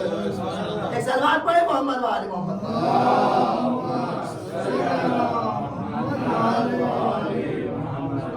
حجتیں الگ الگ ہیں, چیزیں جو نظر آتی ہیں ضروری جو چیزیں نظر نہ آئے اس پر آپ ایمان نہ رکھیے. الذین یؤمنون بالغیب, بہت ساری غیب ہے, بہت ساری. جنات غیب نہیں ہے. آپ کو کیا پتا ہے یہاں آپ کے برابر جنات بیٹھا ہوں. فرشتوں تو قائل ہیں, ہر شخص سے 2 فرشتے کم سے کم تو ہیں, اور بعض مومن ساتھ تو روح بھی ہے, روح القدس. سلوات پڑھی محمد و آل محمد.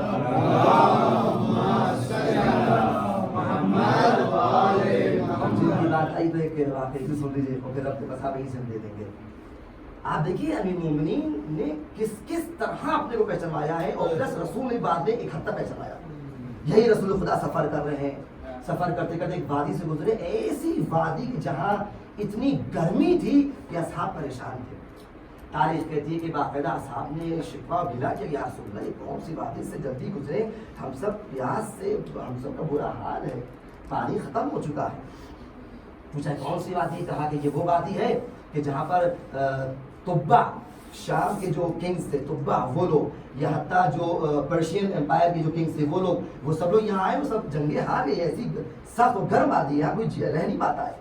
اچھا تو کہا کہ تو کیا کیا جائے, یہاں پانی کہاں سے انتظام ہوگا؟ تو ایک صحابی کہتے ہیں کہ یہاں پانی کنواں ہے رسول اللہ, کنواں اچھا خاصا ہے اور ٹھیک ٹھاک پانی بھی ہے, بڑا میٹھا پانی سنا ہے, لیکن آج تک کسی کو پانی پیا نہیں ہے. کہا کیوں؟ کہا وہاں جنات ہے, وہاں جنات ہے. کہا اچھا تو ایک کام کرو, تم میں سے کون ہے جو جا کے ذرا پانی لے کر آئے؟ یا رسول خدا, جب جنات ہے تو ان صحابوں کو اصحاب کو کیوں بھیج رہے ہیں آپ؟ جب نہیں رسول خدا کی مصلحت ہو کہ دیکھو اصحاب میں فرق ہوتا ہے, اصحاب کو پہچانو کہ کون کتنی معرفت رکھتا ہے. ایک صحابی کھڑے ہوئے, تاریخ ملتا ہے کہ ابو العاص بن ربیع نام ہے, ابو العاص بن ربیع ان کا بھی قصہ ہے. یہ کہتے ہیں کہ یا رسول اللہ میں جاؤں گا. قبل اسلام, جب میں اسلام نہیں لایا تھا تو میں اس وادی سے گزرا تھا اور میں نے چاہا تھا اپنے دوستوں کے ساتھ یہاں تک جاؤں, لیکن ایسے خوفناک آواز میں واپس آ گیا. لیکن میں آپ اسلام لے آیا ہوں, آپ کا حکم میں جاؤں. 3-4 اصحاب کو لیا, سعید بن خالد تھے اور بھی لوگ تھے, نام یاد نہیں آ رہے. کئی اصحاب ان کی سرپرستی میں آگے جاتے ہیں. کنویں کے قریب پہنچے, جب پہنچے قریب تو ایک دم سے چیخ سنی, بہت زبردست چیخ, خوفناک. چلو رکے یہاں, اب دیکھیں کون آنے والا ہے. ایک دم سے کنویں کے اندر سے آدمی کو ایک افریت جن نمودار ہوا, اور ہوتے ہوتے ہوتے ہوتے وہ ختم ہی نہیں ہوا, پتہ نہیں کہاں تک اس کا سر چلا گیا, اور اس کی آنکھیں آگ تھی, آگ. یہ منظر دیکھ کے صحابہ ڈر گئے. ابھی لاسٹ نے اس سے بات کی، مختصر کروں وقت جلدی جا ختم ہو رہا ہے، بات کی تو اس نے بہرحال ان کو دبوچ لیا، پکڑ لیا اور مار ڈالا۔ یہ صحابہ بھاگ کے واپس آئے، یا رسول اللہ پانی نہیں مل سکا اور وہ شہید ہو گئے، مار دیے گئے۔ اچھا اب کیا کریں، اور کون جائے گا؟ بہرحال سب کی ہمت اب نہیں تھی کیونکہ سب نے سن لیا تھا اور پیاس سے سب لگا رہے تھے۔ ایک دم سے کیا دیکھا کہ امیر مومنین ادھر سے آ رہے ہیں۔ رسول خدا فرماتے ہیں دیکھو یہ علی آ رہے ہیں، یہ ساقی کوثر آ رہے ہیں، اب ہم سب کو یہی سیراب کریں، جاؤ علی کو بلا کر لے کر آؤ۔ مولا کو بلایا گیا، یا رسول اللہ کیا حکم ہے؟ کہا اس طرح ماجرا ہے اور جناتوں کے سے جا کے پانی لے کر آنا ہے۔ کہا اچھا آپ کو پیاس لگی؟ ہاں پیاس لگی، ہم پانی کا انتظام۔ مولا نے وعدہ کیا، گئے اور اپنے ساتھ 2-4 صحابہ کو لیا اور 2-5 اونٹ کو لیا اور کہا کہ مشقیں لے کے ہمارے ساتھ چلو۔ مولا کنویں کے پاس پہنچتے وہی منظر، عفریت سامنے نمودار ہوا، چلتا چلا جا رہا ہے اور سیاہ، ایک دم سیاہ۔ کیا ہے، کیوں آئے ہو؟ کہا رسول خدا کے لیے پانی لینے آیا ہوں۔ کیا تم لوگوں کو نہیں معلوم کہ یہاں پہ کوئی انسان پانی نہیں پی سکتا، یہ ہمارا ایریا ہے؟ کہا خاموش، رسول خدا کا حکم ہے، میں پانی دے کے جاؤں گا۔ اس نے بحث کی اور امام پہ حملہ کرنا چاہا، امام نے ذوالفقار کو نیام سے نکال کے 2 ٹکڑے کر دیے، وہیں اس کے اندر گر گیا۔ امام آگے بڑھتے ہیں، فرماتے ہیں امام مومنین کہ سب لوگ اپنی مشقیں لے کر آؤ، رسی لے کر آؤ اور ایک بالٹی ڈول، تاکہ کنویں میں ڈول ڈالی جائے۔ اصحاب نے جلدی سے رسی باندھی، ڈول اندر ڈالی اور فوراً ڈول کو لوز کیا اور لوز ہو کے چھم سے پانی کی طرف ڈول گئی۔ اب پانی بھر کر کھینچ رہے تھے تو رک گئی، جناتوں نے پکڑ لیا، انہوں نے زور لگایا، جب زیادہ زور لگایا کھینچا، دیکھا کٹی ہوئی رسی نکلی اور پھر چیخنے کی آواز ہے، یہ لوگ بھی بھاگے لیکن قریب کھڑے تھے۔ امیر مومنین نے فائنل وارننگ دے دی، کنویں منہ ڈالا، کہا کہ اگر پانی نہیں دیا میں اندر آ جاؤں گا۔ ایک ڈول اور ڈالی، ڈول اندر گئی، امام نے پانی نکالا، پھر کسی نے رسی پکڑ لی اور پھر ڈول جب نکلی تو کٹی نکلی۔ مولا کو آیا غصہ، اور غصہ سے مراد اپنی زبان کہہ رہا ہوں، مولا کو آیا یہ کہ بھائی اب ہم کو حکم تعمیل کرنا ہے، تلوار کو نیام سے نکالا، اصحاب نے روایت نقل کی امام نے ڈائی ماری اندر، اور پھر اصحاب کہتے ہیں کہ ہم کو تلواروں کی چھنچھنانے کی آوازیں آئی۔ اور علی یہ مرتضیٰ کا انداز یہ تھا کہ جب بھی کسی کافر کو مارتے تھے تو تکبیر کہتے تھے۔ ہم لوگوں نے اپنے کانوں سے اتنی تکبیریں سنی کہ یقین ہو گیا کہ مولا جیت رہے ہیں۔ اتنے میں رسول خدا آئے اور دیکھا کہ تاخیر ہو رہی ہے، رسول خدا خود آگے بڑھے اور دیکھا کہ ہاں واضح آ رہی جنگ ہو رہی ہے۔ اور مختصر کروں، طولانی اس کا قصہ ہے کہ رسول خدا نے مطلب فرمایا کہ یا علی کیا ماجرا ہے؟ اندر سے آ جائیں، لبیک یا رسول اللہ، لبیک یا رسول اللہ، لبیک یا رسول اللہ، یہ آوازیں آئیں اور کچھ ہی اسنا میں ایک مرتبہ کنویں کے اوپر مولا کے 2 ہاتھ ہوئے، نمودار ہوئے، مولا باہر نکلے۔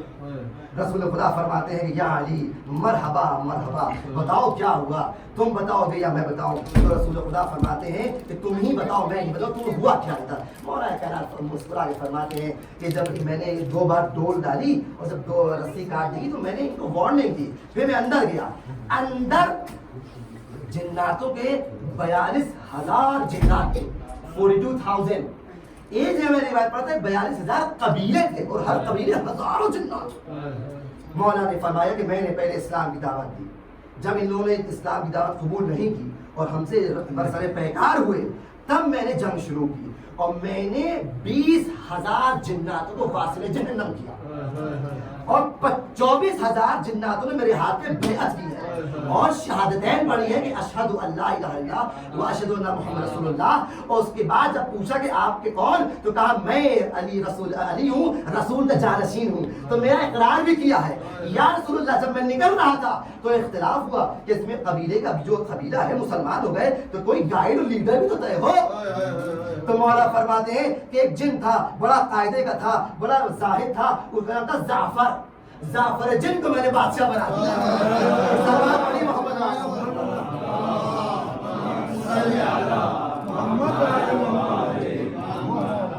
رسول خدا نے جب واقعہ سنا خوش ہوئے، تاریخ ختم ہو گئی اور یہ زعفر جن تو خیر 12 بادشاہ بن گئے، اس کے تو جذبے تھے، اب وہ بادشاہت اپنی کر رہا تھا، ہوتے ہوتے یہ سال گزر گئے، اس نے تاریخ کہتی یہی زعفر جن جب اس کی شادی ہو رہی تھی، اور اب صحت کیا ہے، بہت لوگوں نے اس کی علماء نے اس کی صنعت پہ صحت پہ اعتراض کیا، اس سے مطلب ہے کیونکہ روایات میں جو معتبر کتب ہے اس میں واقعہ ہے، لہذا کتاب معتبر ہے۔ شادی ہو رہی تھی اور یہ اپنی تاج پوشی کا بھی جشن منا رہا تھا کہ اس کے تخت کے نیچے سے گریا کی آواز آئی، تو اس نے غصے سے کہا کہ کون ہے جو اس خوشی کے موقع پہ رو رہا ہے، کیا تمہیں معلوم نہیں خوشی کا موقع ہے؟ تو دو جن نمودار ہوئے اور انہیں کہا کہ اے بادشاہ، میں تجھ سے جسارت میں کرنا چاہتا ہوں، میں تیری خوشی میں خلل ڈالنا چاہتا ہوں۔ کیا بات ہے؟ بات یہ کہ ہم لوگ دونوں گزر رہے تھے تو کربلا سے ہمارا گزر ہوا، کربلا سے ہمارا گزر ہوا، اور میں نے منظر یہ دیکھا کہ آخری رسول جو وصی تھے کہ جس پر آپ نے بیعت کی تھی اور آپ نے انہیں آپ کو بادشاہ بنایا تھا، انہیں کا فرزند کربلا میں نرغہ آدھا میں گھرا ہوا تھا، اکیلا ہے، اہل حرم بھی ہے، بچے بھی ہیں، بیویاں بھی ہیں، بچے رو رہے ہیں، پیاس کی آوازیں بلند تھیں۔ یہ منظر ہم نے اپنی آنکھوں سے دیکھا ہے، تڑپ گیا، کہا اچھا یہ ماجرا ہے۔ 90,000 جناتوں سے تیار کیا، 90,000 کا لشکر لے کے کربلا کی طرف روانہ ہوا۔ کربلا جب پہنچتا ہے تو دیکھتا ہے کہ اس سے پہلے کئی اس سے زیادہ اشرف اور اعلیٰ قسم کے جناتوں کے قبیلے موجود ہیں، اور اس کو بہت آخری میں جگہ ملی ہے۔ اور جعفر جن خود کہتا ہے کہ کہتے ہیں کہ ہم نے دیکھا کہ 1,24,000 انبیاء کی ارواح موجود ہے۔ امام حسین کا بس آخری لمحہ ہے اور سارا قصہ تمام ہو چکا ہے، امام حسین گھوڑے سے نیچے گر چکے ہیں۔ اسی اثنا میں امام حسین متوجہ ہوئے، دیکھا مجھے آپ کے اشارے سے بلایا، اور مجھے جب اذن ملا تو میں ہمت کر کے اپنے لشکر چھوڑ کے امام کے پاس گیا۔ امام نے فرمایا کیوں آئے ہو؟ کہا آقا میں آپ کی مدد کے لیے آیا ہوں، آپ کی نصرت کے لیے آیا ہوں، مجھے نہیں معلوم تھا یہ واقعہ ہو گیا ہے۔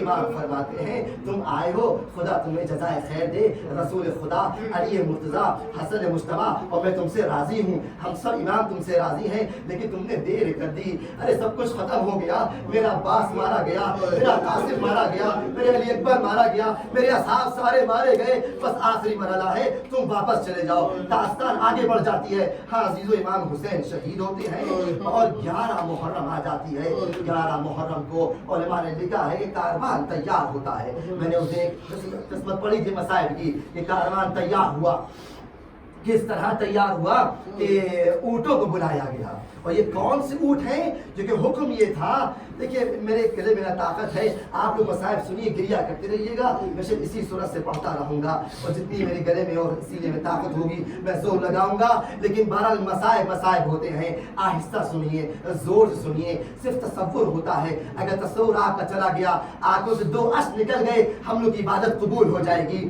ایک مرتبہ تاریخ کہتی ہے کہ کہا گیا کہ اونٹوں پہ سوار کیا جائے بیویوں کو۔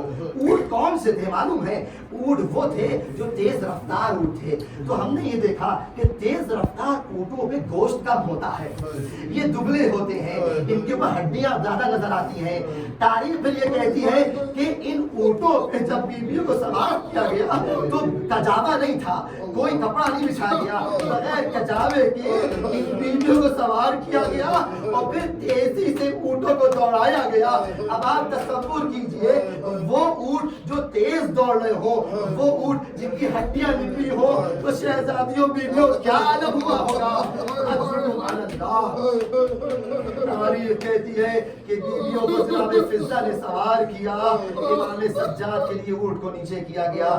سید سجاد ہے، بیماری کا عالم ہے، اتنی شدید بیماری تھی کہ لوگوں کو معلوم تھا، یقین ہو گیا تھا کہ یہ جوان زندہ نہیں رہے گا، لیکن اللہ جب اپنا چاہتا ہے تو حجت کو پنہان رکھتا ہے اور چھپا کے رکھتا ہے۔ یعنی سید سجاد چاہتے تھے سوار ہو جائے لیکن سوار نہ ہو سکے، کئی بار کوشش کی لیکن سوار نہ ہو سکے۔ تاریخ کہتی ہے کہ ملعون شبر آگے آتا ہے اور تعزیانہ لا کے ایک مرتبہ سید سجاد کی پیٹھ پہ مارنا شروع کرتا ہے، اے علی بن حسین ارے سوار ہو جاؤ۔ امام سجاد سوار نہیں ہو پاتے، دشمن آگے بڑھتے ہیں، امام سجاد کو سوار کرتے ہیں، اونٹ کھڑا ہوتا ہے، امام ڈگمگاتے ہیں، ملعون حکم دیتا ہے کہ امام کے دونوں پیروں کو رسی سے اونٹ کے پیٹ پہ باندھ دیا جائے۔ अजरुकुम अलल्लाह। और ये कारवान आगे बढ़ा। अब यहाँ पे इख्तिलाफ है। बाज़ उलमा ने कहा कि जनाब ज़ैनब ने तमन्ना की कि हमको अपने शुहदा की लाशों की ज़ियारत करना है, लेकिन मशहूर उलमा में ये है कि इन मनूनों ने अज़ियत देने के लिए इन बीवियों पर, इन बच्चों पर, इस शख्स एक ही जवान शख्स पर, इंसान पर, जवान पर जो जुल्म किया और अज़ियत ये दी, कहा कि इनको शुहदा के पास से ले जाएंगे। अपने शुहदा को, अपने मक़तूलीन को दफना चुके थे। अब करबला की तपती ज़मीन पर सिर्फ 72 लाशें पड़े हुए हैं। जब ये कारवान गुजरा है, अरबाब मकातिल ने लिखा है कि जनाबे ज़ैनब की निगाह अपने भाई के लाशे पे पड़ जाती है। जनाबे सज्जाद देख के खीरा रह जाते हैं। अजब कैफियत है कि जनाबे ज़ैनब अपने आप को उस ऊंट की बुलंदी से गिरा देती है और जनाबे इमाम हुसैन के पास जाती है और बयान करना शुरू करती है, वाह या जद्दा या मुहम्मदा हादा हुसैनुन मुरम्मिनुन बिद्दिमा मुक़त्तउल आज़ा। ऐ मेरे नाना, ऐ मेरे जद, अरे ये आपका हुसैन है, अपने खून में आगिस्ता है, आज़ा कटे हुए हैं। तारीख एक जुमला लिखती है कि जनाब ज़ैनब ने अपने आप को जब इमाम हुसैन पे गिरा दिया, अरे उस कटे बुरीदा हलक के ऊपर अपने औरतों को रख के प्यार किया। फरमाया ए मादर गिरामी, अरे यही हुसैन है कि जिसको आपने चक्की टीस के पाला था। अजरुकुम अलल्लाह। ये मंजिल आगे बढ़ती है। हर बीबी अपने मक़तूलीन के पास जाती है, गिरिया और ज़ाहरी करती है। अजरुकुम अलल्लाह। मंजिल आगे बढ़ी है और एक कारवान तेजी के साथ कूफे की तरफ जाता है। अरबाब मकातिल ने लिखा, जब ये लोग कूफे पहुंचे हैं, आप तसव्वुर कीजिए जनाब ज़ैनब आलिम गैर मुअल्लिमा, जो ये हुज्जत खुदा है, जिनकी जिम्मेदारी है, क्या उनको नहीं मालूम था कि मेरा गुज़श्ता क्या था? अरे इस शहर में शहजादी थी, मैं अली की बेटी थी, मैं खलीफतुल मुस्लिमीन की बेटी थी, लोग मेरी इज्जत करते थे, मेरे हाथ चूमते थे, मुझसे पढ़ने आते थे। अल्लाह अल्लाह, जब दरवाजे कूफा पहुंची हैं तो शहनाइयों की आवाज आ रही थी, ढोल की आवाज आ रही थी। जब ये लोग अंदर गए हैं, ये असीर अंदर गए हैं, तो लोगों ने हंसना शुरू किया। अरे ये देखो असीर आए हैं, तालियां पीटना शुरू की। अरे कुछ लोगों ने पत्थर मारना शुरू किए। अरे बाज ने आग को फेंका। शहजादी एक मर्तबा फरमाती है कि अरे हम कूफे जब वारिद हुए तो एक मुनादी आवाज दे रहा था कि या अहला कूफा, अरे देखो हादी बना तो रसूलुल्लाह, अरे देखो ये अली की बेटियां रसूल की नवासियां हैं। अजरुकुम अलल्लाह। तारीख गुजर गई, 3 दिन गुजर गए। इमाम ने बनी असद के लोगों से ये शर्त रखी थी कि 10 दिन के बाद जब तुम हम 3 दिन गुजर जाए और जब वक्त हो जाए तो आके हमारे लाशों को दफना देना। मर्दों से कहा था, और देखो अगर मर्दों तुम लोग ये काम हिम्मत ना कर सको तो औरतों से मुखातिब होकर फरमाया कि देखो अगर तुम्हारे मर्द खौफ से, डर से हमारे जनाजे को न दफनाए तो तुम लोग आके किसी बहाने हमारी लाशों को दफना देना। और देखो बच्चों, अगर तुम्हारे माँ बाप ना आ सके तो तुम लोग खेलते हुए आना, हमारी जनाजों पर एक एक मुट्ठी खाक डाल देना। ये इमाम ने वादा कर दिया था। इन लोगों को कोई होश न था। औरतों ने अपने शौहरों से कहा, अरे तुम लोग क्या कर रहे हो, क्या तुम्हें याद नहीं कि फर्जंद रसूल से क्या वादा किया था? कहा हाँ हाँ याद आया है। एक मरतबा सब रात की तारीकी में निकलते हैं, बनी सबके जवान निकलते हैं, और निकलने के बाद अब जब लाशों को देखते हैं तो हैरान मुतहय्यर रहते हैं। उनको मालूम नहीं होता कि ये लाशा किसी आका का है या गुलाम का है, इसमें इमाम कौन है, असहाब कौन है, इसमें बनी हाशिम कौन है, गैर बनी हाशिम कौन है। मुतहय्यर थे। इसी असना में कूफे की जानिब से एक घोड़े सवार देखा जो तेजी से इस मक्तल की तरफ आ रहा था। ये समझे कि इब्न ज़ियाद कोई सिपाही है, कोई जासूस है, ये भागना चाहते थे। इमाम ने आवाज़ दी कि रुको रुको, ठहरो ठहरो, तुम लोग किस काम से आए हो? इनको बला मुहल्ला बताना पड़ा। इमाम ने कहा घबराओ नहीं, मैं अहले बैत के दोस्तों में से हूँ, मैं तुम्हारी मदद करूंगा। एक मरतबा यहाँ घोड़े से नीचे आते हैं, इन लोगों के सहारे से लाशों को दफनाना शुरू करते हैं। तारीख कहती है कि बनी असद के लोगों ने एक बहुत बड़ा एक हफ्र किया, गड्ढा खोदा, उसमें सारे शुहदा को दफनाया। और ये वही गंज शहीदा है जहाँ आज भी ये शुहदा आराम कर रहे हैं। इमाम सज्जाद फरमाते हैं, जरा आओ मेरे साथ आगे آگے بڑھو. جب آگے گئے تو ایک جنازہ نظر آیا. یہ کس کا جنازہ تھا؟ امام حسین کا جنازہ تھا. امام سجاد آگے بڑھتے ہیں, اپنے بابا کے جنازے کو دیکھا, سر کو پکڑ کے بیٹھ گئے. ارے میرے بابا, مجھے ابھی تک وقت نہ ملا کہ آپ پہ گریا کرتا. ارے جب بھی گریا کرتے تھے یہ لوگ تازیانے مارتے تھے, یہ لوگ گرز مارتے تھے. اللہ میں آپ پہ رو نہ سکا. امام کی حالت کو دیکھا اور یہ لوگ سمجھ گئے کہ یہ سید سجاد ہے. امام کی مدد فرما کر ایک مرتبہ امام نے وہ دوبارہ ایک گڈھا کھودا جو امام رسول خدا نے قبر تیار کی تھی. اس میں امام حسین علیہ السلام کو جب پیش کیا ہے, دو ہاتھ نمودار ہوئے کہ اے سید سجاد میرے لال کو مجھے دے دو. امام سجاد نے اس دو ہاتھوں کے حوالے جنازہ کیا. جنازہ اندر گیا, امام نے خاک کو ڈال دیا. بنی اسد کے لوگ سمجھے یہ قصہ تمام ہو چکا ہے, مولا دفنا چکے ہیں. کہا آقا اب ہم لوگ کو اجازت دیجئے, حالات صحیح نہیں ہے. امام کہتے ہیں کہ رکو ابھی ایک لاشا اور بچا ہے. کہا وہ کس کا لاشا ہے؟ کہا وہ میرے چچا عباس کا لاشا. ارے قرآن کے کنارے آرام کر رہے ہیں. تاریخ کہتی ہے امام سجاد جاتے ہیں اور ایک ایسا منظر دیکھتے ہیں کہ تڑپ جاتے ہیں. ارے میرے اصحاب, ارے بنی اسد کے لوگوں, جاؤ ایک چٹائی لے آؤ. ارے چٹائی آئی, ایک چادر آئی.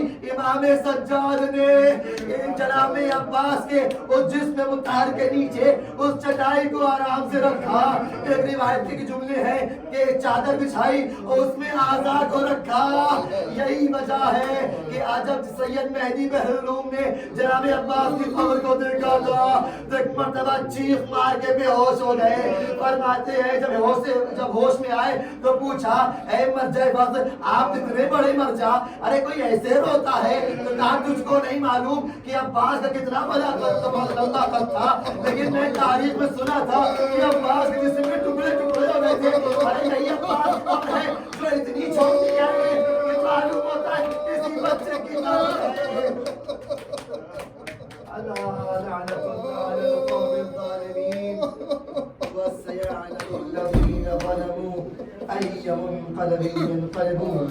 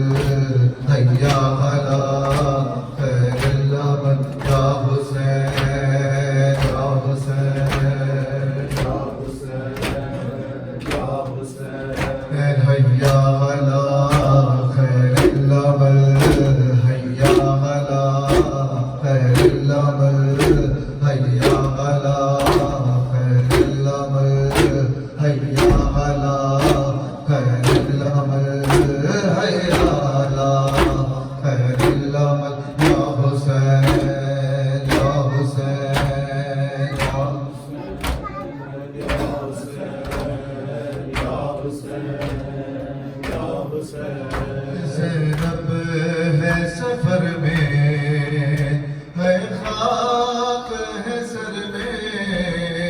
زینب ہے سفر میں ہے خاک ہے سر میں.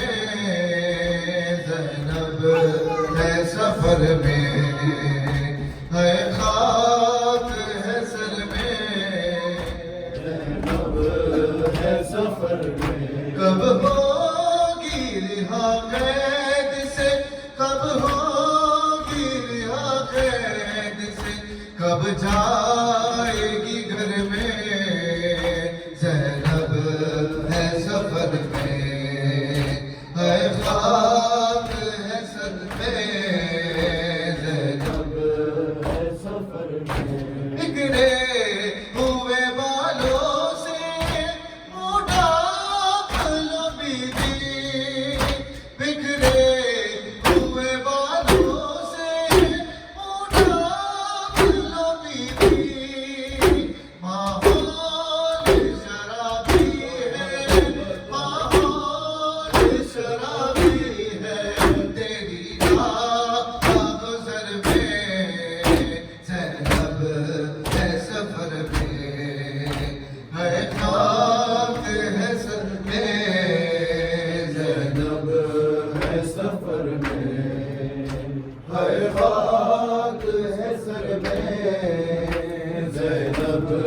ہے سفر میں جس پر دیکھا ضامن تھا آواز دلاور جس پر دیکھا ضامن تھا آواز دلاور ہے زخم اسی پر دے ہے زخم اسی پر دے کہ عابد کے جگر میں زینب ہے سفر میں ہے خاک سر میں زینب ہے سفر میں ہے خاک سر میں زینب ہے سفر میں ہے خاک سر میں زینب ہے سفر میں ایک وقت تا شہزادی تھی ہے کوفے کی زینب ایک وقت تا شہزادی تھی ہے کوفے کی زینب کس حال میں آئی ہے کس حال میں آئی ہے یہ بابا کے شہر میں زینب ہے سفر میں ہے خاک ہے سر میں زینب ہے سفر میں ہے خاک ہے سر میں زینب ہے سفر میں کب ہوگی رہا قید سے کب ہوگی رہا قید سے کب جائے گی گھر میں زینب ہے سفر میں ہے خاک ہے سر میں زینب ہے سفر میں تاریخ تیری جنگ کو دہراتی رہے گی تاریخ تیری جنگ کو دہراتی رہے گی اصغر جو لڑی تو نے اصغر جو لڑی تو نے ننھی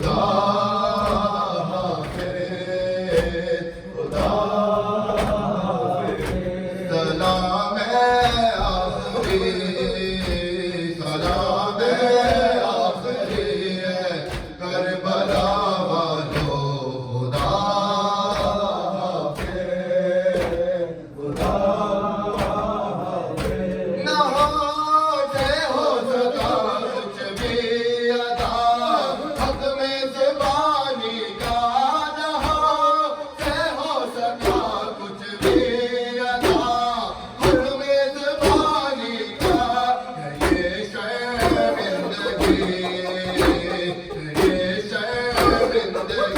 है करबला वालों खुदा हाफ़िज़ खुदा हाफ़िज़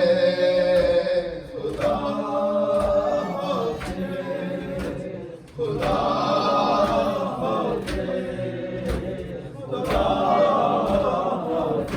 सलाम आखिरी सलाम आखिरी है करबला वालों खुदा हाफ़िज़ तुम्हारे साथ ज़हरा भी यहाँ तशरीफ लाई थी तुम्हारे साथ ज़हरा भी यहाँ तशरीफ लाई थी ये इज़्ज़त भी मिली ये इज़्ज़त भी मिली है करबला वालों खुदा हाफ़िज़ खुदा हाफ़िज़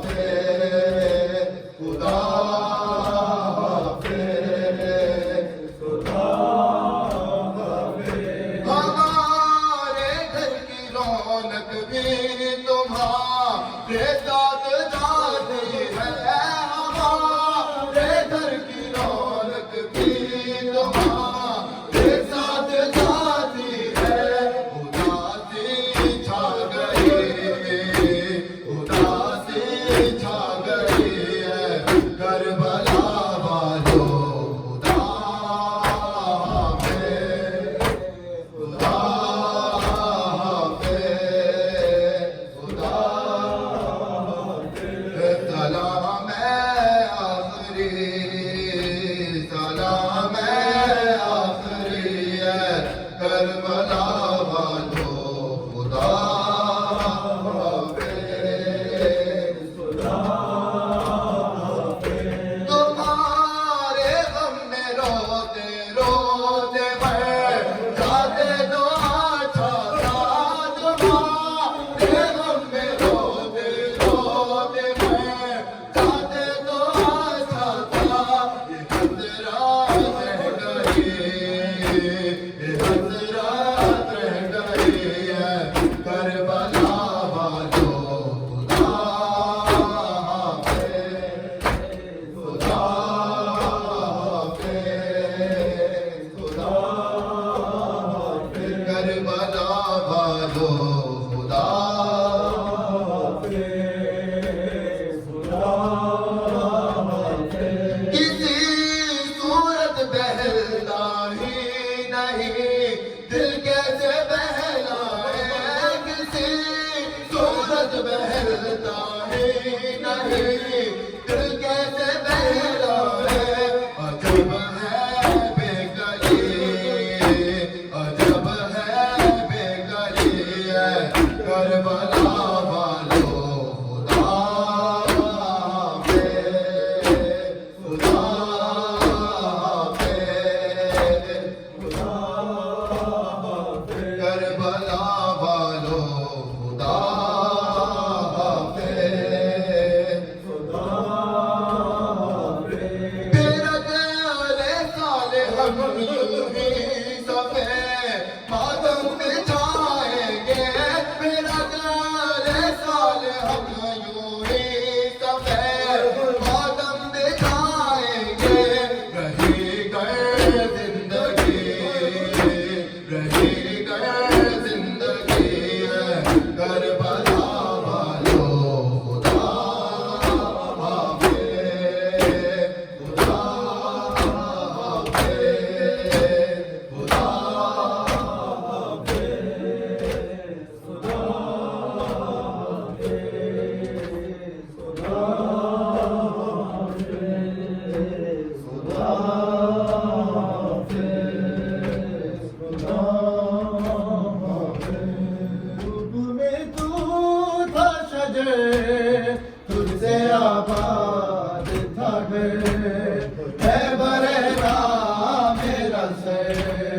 کیا نہیں تجھ کو خبر ہے علمدار وفا اس بہن کو باخدا تجھ سے دارد کی بڑی تو نایا غازی اپنا سر سے سنی میں صدا دیتی رہی تو نایا غازی آ گئی شام علم لٹ گئے حرم ریت پر جلتی ہوئی ہو گیا عالم فرصہ دینے کے لیے مجھ سے ملنے کے لیے آ گئے والی تو نایا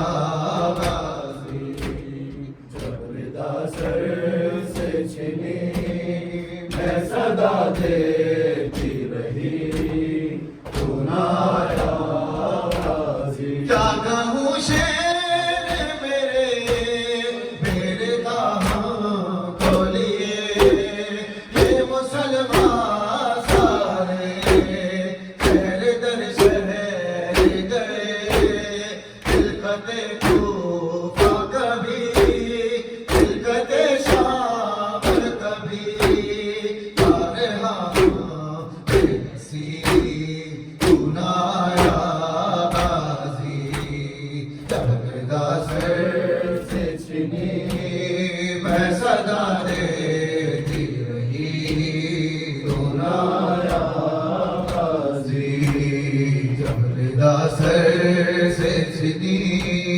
میں صدا دیتی رہی تو نایا غازی کتنی بے باسی میں ہے اے شہنشاہ وفا نام لے لے کے میرا جب یہ ظالم نے کہا ناز تھا جس پہ تجھے اب بلاؤ نہ اسے اور میں روتی رہی تو نایا غازی جب ردا سر سے چھنی میں صدا دیتی رہی تو نایا غازی جب ردا سر سے چھنی میں صدا دیتی رہی تو نایا